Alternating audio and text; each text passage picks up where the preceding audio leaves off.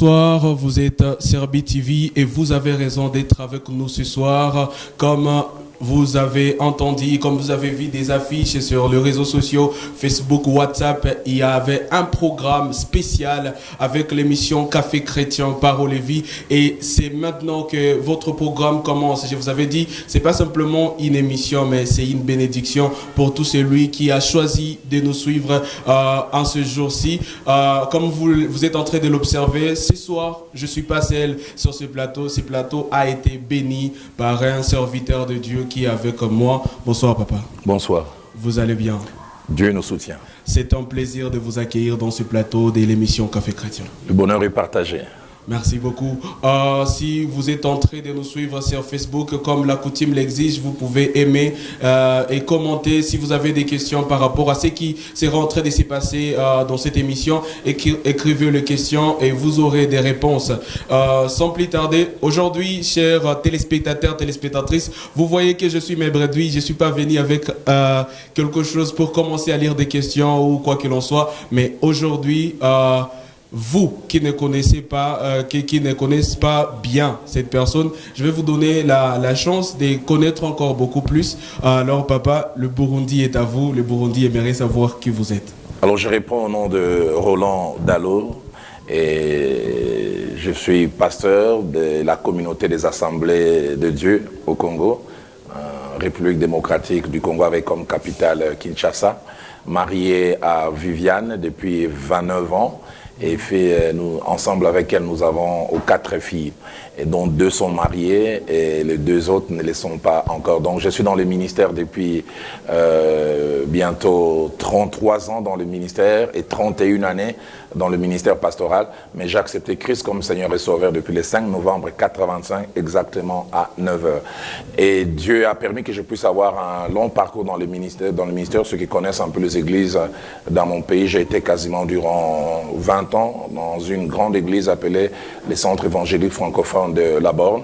Et puis, depuis février 2008, Dieu a permis que je puisse commencer, toujours dans la communauté des Assemblées de Dieu, communauté à laquelle je fais partie, les centres missionnaires Philadelphie, qui a commencé le 24 février 2008 et qui aujourd'hui a 26 églises disséminées à travers le monde. Donc voilà un peu, en bref, ma présentation en tant qu'homme et puis en tant que serviteur de Dieu.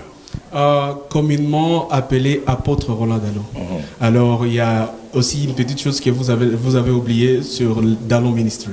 Ah, exactement. Donc apôtre Dalo, j'ai commencé d'abord comme pasteur parce que je m'occupais d'une église et quand il y a eu expansion, l'œuvre a commencé à grandir. La communauté à laquelle je fais partie depuis le mois de juillet 2018 a reconnu mon apostolat et ça a été... Et même dans l'histoire des Assemblées de Dieu, la communauté à laquelle je fais partie, je suis le premier apôtre à être reconnu avec notre communauté. Alors la petite histoire avec Dalo Ministry, c'est que Dalo Ministry commence déjà à partir de 2014. 2014, j'ai eu un fardeau, je voyais plusieurs jeunes gens qui sont dans le ministère, qui voulaient avoir un coaching, un mentoring, un accompagnement. Ils venaient 1, 2, 3, et puis j'ai décidé à partir du mois d'octobre 2014 de les réunir. Et la première réunion, on a eu 40 jeunes gens qui étaient dans le ministère. Et je commençais à avoir une réunion chaque mois. Mais depuis octobre 2016, quand j'ai laissé la direction des églises Philadelphie, on a commencé à avoir une réunion chaque 2 mois. Et au jour d'aujourd'hui, si je dois remonter dans les temps, ça fait 2 ans. Donc chaque réunion de Dalo Ministry, nous avons 3000 jeunes serviteurs de Dieu qui viennent, qui écoutent les enseignements à Kinshasa, dans les provinces. Et Dieu a permis finalement que ça puisse aussi s'élargir dans quelques capitales et dans quelques villes de l'Afrique. Et je suis content de ce que Dieu est en train de faire avec Dalo Ministry. C'est quelque chose que moi-même je n'ai pas eu quand je commençais le ministère, mais que la génération actuelle a eu, parce que Dieu a placé dans mon cœur de dire ce que toi tu n'as pas eu, accorde-les aux jeunes serviteurs de Dieu, afin qu'ils puissent avoir le bagage qu'il faut en rapport avec le ministère au bon moment. Alors, vous qui êtes en train de nous suivre, et surtout Burundi, vous qui ne savez pas qui il est vraiment, l'apôtre Roland Dalo, avec l'histoire qu'il vient de nous raconter tout à l'heure, j'espère que vous avez bel et bien connaissance sur sa personne et sur son histoire. Et comme je vous l'avais dit, aujourd'hui, j'ai pas de questions à poser, mais quand même une chose, apôtre, à l'aéroport, vous avez dit dit qu'on vous laisse le temps de voir le pays. C'est parce que c'est la première fois de votre présence ici, ici au pays, au Burundi. Alors, comment vous avez trouvé le Burundi? C'est bon? Alors, comme j'avais dit à l'aéroport, les premières impressions, c'était l'aéroport et puis les groupes des Carpos qui est venu m'accueillir. Oui. Très, très bonnes impressions déjà. Mais je pense après 4 jours, ces impressions non seulement étaient maintenues, mais j'apprends à découvrir la ville. J'ai découvert les lacs, j'ai découvert plusieurs autres endroits, des monuments par-ci, par-là. Non, c'est une ville que j'apprends à aimer et je pense qu'avec la grâce de Dieu, je pourrais y revenir encore. Je parlais même avec mon épouse en lui disant, j'aimerais bien la prochaine fois qu'elle vienne avec moi. Ah, ok.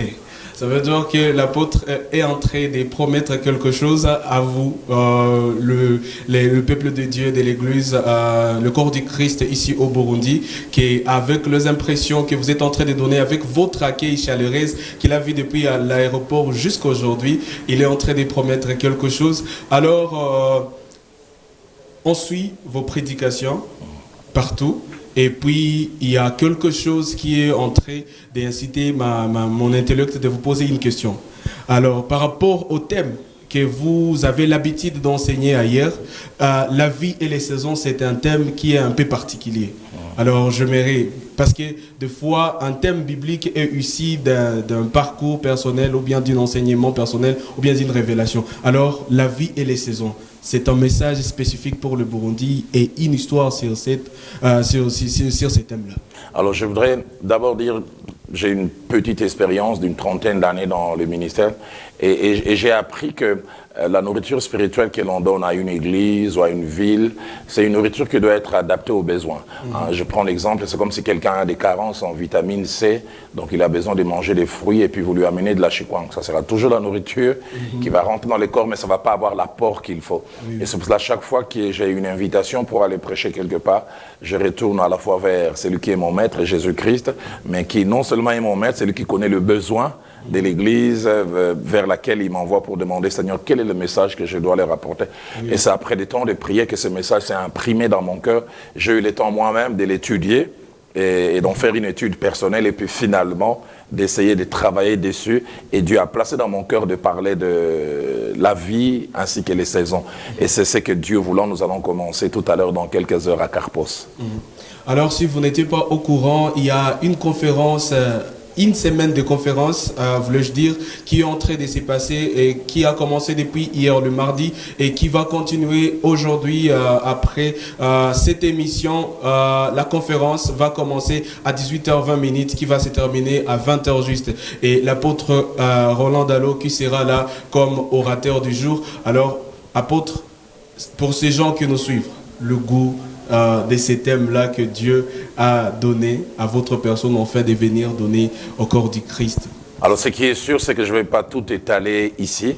Je voudrais inviter celles et ceux qui sont intéressés à venir sur place à l'église Carpos et ils pourront chaque soir à partir de 18h aujourd'hui, je pense, aujourd'hui mercredi, demain jeudi et puis les surlendemain vendredi, suivre ces enseignements. C'est connaître et comprendre la vie et les saisons. De quoi est-il question? Dieu a placé dans mon cœur de faire comprendre aux enfants de Dieu la nécessité de la vie telle qu'elle est organisée. Allez, quand Noé sort de l'arche, Dieu lui parle dans Genèse chapitre 8 au verset 22. Il dit à Noé, il dit, tant que les cieux et terre subsisteront, il commence à dire, semailles et moissons ne cesseront point, nuit et jour, hiver et été, chaleur et froid ne cesseront jamais. Et c'est quasiment des 8 saisons de la vie qui sont présentées. Et pour ceux et celles qui vont venir, ils vont comprendre, c'est là. Dans Genèse chapitre 3, versets 8 à 9, Adam et Ève ont eu à pécher et Dieu leur pose la question, où es-tu? Et tout au long de ces séminaires, c'est vraiment la question qui chaque fois va revenir. Le Dieu qui pose la question à Adam, où es-tu? C'est un Dieu omniscient qui n'a pas besoin qu'on l'informe. En fait, quand il pose la question à Adam, il veut plutôt qu'Adam puisse se situer. Et tout au long de ces 3 jours, cette question va chaque fois revenir, où es-tu? Que chacun de nous puisse se situer. Il verra qu'il est soit dans la saison de la semaille, soit il est dans la saison de la moisson, soit il est dans la saison où il fait jour, soit il est dans la saison où il fait nuit. Et nous allons voir par rapport aux saisons que généralement, nous n'avons aucun pouvoir sur les saisons. Les saisons nous sont imposées. Ici en Afrique, on en a 2. En Occident, il y en a 4. Mais deuxième des choses, c'est que les saisons n'ont pas les mêmes contenus. Oui. Quand il fait froid, c'est différent. Et quand il fait chaud, c'est différent aussi. Et troisième des choses, c'est que chaque saison exige et va exiger chaque fois une adaptation. Tu ne vas pas en hiver, quand il fait moins 40 degrés, porter un polo.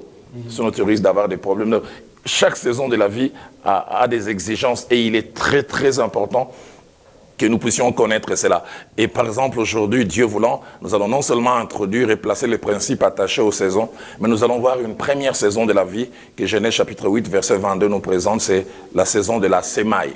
Et qui dit saison de la sémaille, c'est une période où on est en train de placer les grains à terre, on est en train de retourner la terre, et nous allons voir combien la saison de la sémaille est une saison importante, parce que c'est une saison de dépenses, c'est une saison d'investissement, et nous allons voir combien ne mérite la moisson que celui qui a sémé. Il arrive des fois sur le chemin de la vie, nous voulons moissonner, mais alors que nous n'avons pas eu à s'aimer. Et nous verrons que, par exemple, la sémaille, c'est cet étudiant qui entre à l'université. Chaque jour, il se lève très tôt le matin, à 5 heures. Les gens voient qu'il ne fait rien, mais il sème. Dans 5 ans, c'est de cette sémaille qui va sortir un ministre, qui va sortir quelqu'un d'important. La sémaille, c'est pour moi le serviteur de Dieu qui va chercher Dieu dans la prière, qui va dans le jeûne m'enfermer, qui va étudier la parole de Dieu et qui commence petit à petit et qui finalement aura la moisson. Et nous allons voir aussi, d'après la Bible, c'est Psaume 126 qui nous le présente, verset 3 jusqu'au verset 5e,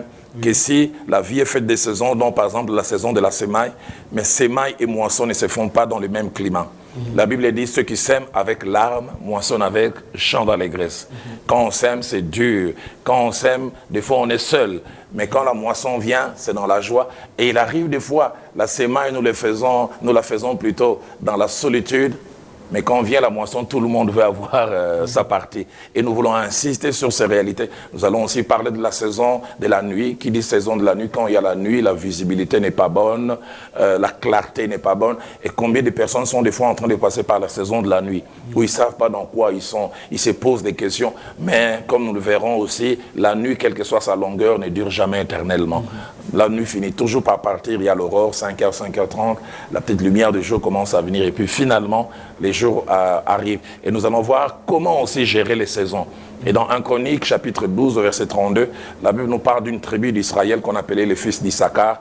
Il avait dit, ils avaient l'intelligence des temps. La version Louis II parle des temps, mais d'autres versions parlent des saisons. Ils avaient l'intelligence des saisons. Et je pense que nous verrons aussi vers la conclusion pour montrer que les saisons, il ne suffit pas de les avoir, il faut savoir les gérer. Oui. Et nous allons, Dieu voulant, je pense, demain, jeudi, voir combien, par exemple, la saison de la moisson, tout en étant une bonne saison, peut être une saison à piège. La plupart des gens, quand ils ont commencé timidement, ils craignaient Dieu, et puis Dieu ouvre les portes, comme je dis, ces jeunes étudiants qui a commencé à s'aimer dans la douleur, et puis demain, il devient un grand homme d'affaires. Oui. Allez, il commence à voir des femmes par-ci, des femmes par-là, il commence à mener n'importe quelle vie. Cet homme de Dieu qui a commencé à chercher Dieu dans la crainte de Dieu, dans la fidélité, Dieu ouvre les portes, il a un ministère mondial, c'est l'orgueil qui s'invite. Donc nous verrons aussi le piège attaché à la moisson, tout en étant une bonne chose, des petites choses qui sont derrière. C'est pour cela que je reviens encore sur ces dont j'ai fait mention tout à l'heure, l'intelligence des saisons, savoir comment gérer les saisons. Donc voilà un peu en gros, c'est les grandes lignes de ce que sera ces séminaires que nous commençons aujourd'hui. Mais comme j'ai dit, ici, du haut de ce plateau, je ne vais pas donner tous les détails, sinon peut-être certains risquent de ne plus venir. J'aimerais donner simplement les grandes idées et j'invite tous les restes à venir nous rejoindre. Ok.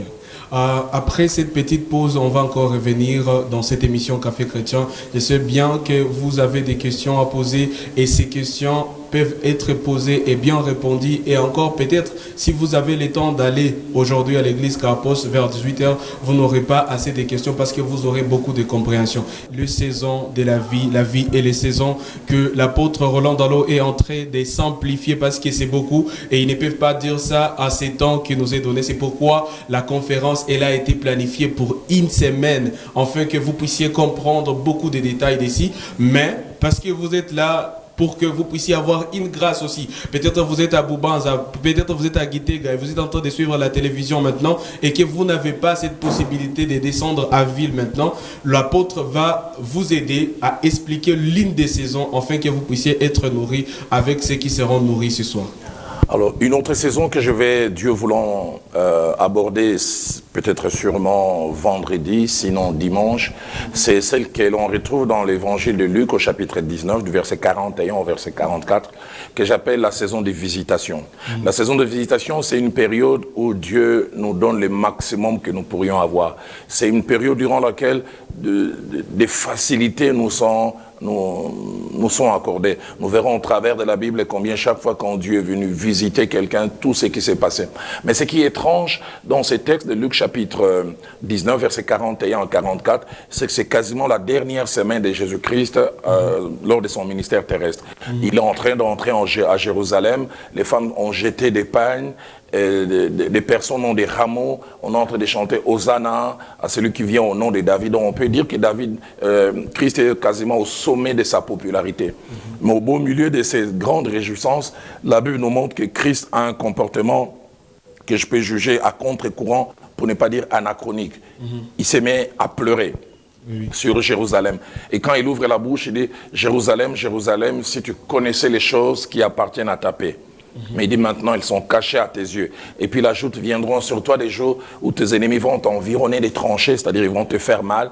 Il dit, ne laisseront pas pierre sur pierre. Et quand il conclut, il dit, pourquoi tu connaîtras toutes ces choses? Il dit, parce que tu n'as pas connu le temps où Dieu t'a visité. D'autres versions disent, parce que tu n'as pas connu ta saison de visitation.